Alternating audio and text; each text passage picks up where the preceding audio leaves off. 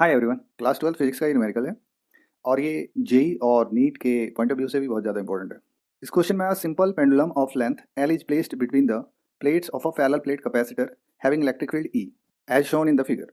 It's bob has mass m and charge q। The time period of the pendulum is given bye.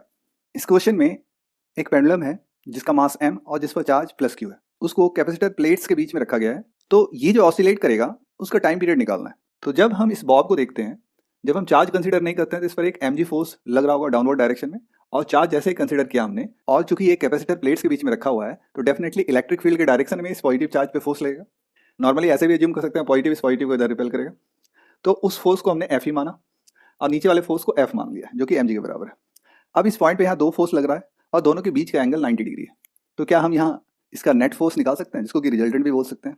तो F net का formula है इस F का square Fe का square plus 2F into Fe cos 90। cos 90 इसलिए दोनों forces के बीच का एंगल 90 डिग्री है। cos 90 जीरो होता है तो यहाँ से यहाँ तक हमारा ये सारा टर्म जीरो हो जाएगा।